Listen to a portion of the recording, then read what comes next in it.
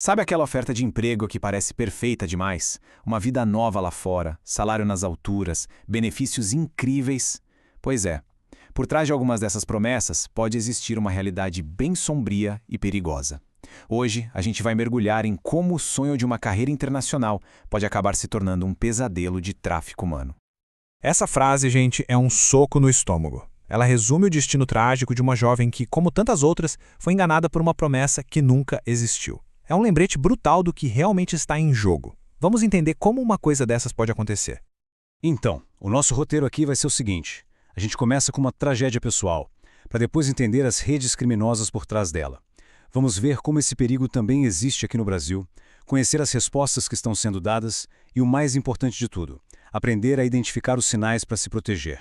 Para a gente entender a dimensão humana desse crime, nada melhor do que começar pela história de Vera, a jovem que, infelizmente, virou o estopim para essa nossa análise. A Vera era uma jovem super talentosa, cheia de sonhos, com uma carreira que tinha tudo para decolar. Era uma pessoa com quem qualquer um de nós poderia se identificar, sabe? Alguém buscando aquela grande oportunidade para dar um salto na vida. Agora, o que realmente choca aqui é a velocidade com que tudo aconteceu. Pensa só, em setembro, ela viajou cheia de esperança para essa suposta vaga de modelo. Mal chegou, foi sequestrada, levaram o passaporte, o celular, qualquer chance de contato. Daí foi forçada a uma situação de exploração terrível e, quando simplesmente não era mais útil, foi assassinada.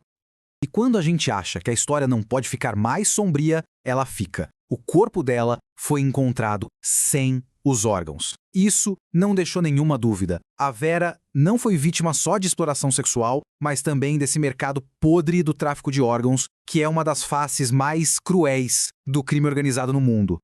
O que é o tráfico de órgãos na prática? É um crime que desumaniza uma pessoa por completo, que transforma um ser humano em um produto, uma mercadoria. É uma indústria operada por redes super sofisticadas, que atravessam fronteiras, e é por isso que combatê-las é tão, mas tão difícil. Agora, vamos dar um passo atrás para entender como essa engrenagem do crime funciona. A história da Vera, infelizmente, não é um caso isolado. É o resultado de uma operação muito maior e mais organizada. Essas redes têm um método, um modus operandi. Elas usam anúncios falsos na internet para atrair mulheres, principalmente de regiões mais vulneráveis. E elas operam em lugares como Mianmar, onde a falta de lei e os conflitos criam um ambiente perfeito para a impunidade. Para a gente ter uma noção da escala do problema, olha esse número: 100 mil. Essa é a estimativa de mulheres estrangeiras mantidas em cativeiro em condições de escravidão só em Mianmar. Isso mostra a dimensão industrial desse tipo de crime. E essa ameaça é terrivelmente real. Isso não é teoria. A gente tem a voz de quem sobreviveu para contar. A Dashinima, uma modelo russa, caiu exatamente na mesma armadilha que a Vera, mas por um milagre foi resgatada a tempo. O depoimento dela foi fundamental para expor como essas redes funcionam. Tudo isso pode parecer uma realidade muito distante, né? Acontece lá do outro lado do mundo. Mas a verdade é que essa ameaça está bem mais perto do que a gente imagina. A pergunta é bem direta e a resposta, infelizmente, também é sim.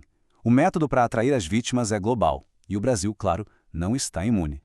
Olha só esse dado da Polícia Federal que é de arrepiar. Mais de um terço de todos os casos de tráfico humano registrados aqui no Brasil começam com uma falsa proposta de emprego. É uma das principais iscas que os traficantes usam. E quem são os alvos preferidos? Os dados mostram um padrão bem claro.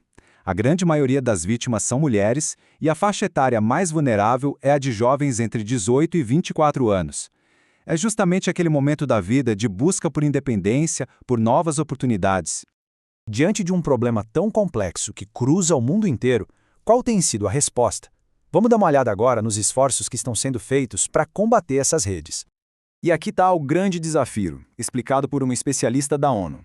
Os criminosos operam de forma global, mas a justiça muitas vezes para na fronteira. É essa falta de cooperação internacional que permite que os chefes dessas redes escapem. Mas a boa notícia é que existe um movimento para mudar isso.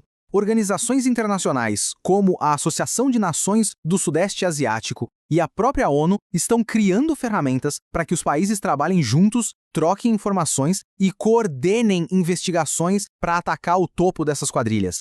E o Brasil também está agindo. O governo federal criou uma força-tarefa específica para lidar com os casos de brasileiros traficados para essa região do mundo. Esse grupo une vários ministérios e órgãos para agilizar o resgate e ajudar as vítimas. É uma resposta direta a essa ameaça.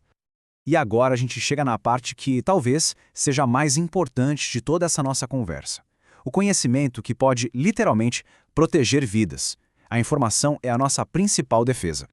Então, vamos repassar esses pontos que são cruciais. Primeiro, desconfie. Se parece fácil demais, bom demais, provavelmente é golpe. Segundo, pesquise a empresa. Terceiro, e isso é fundamental, nunca, jamais pague por uma vaga.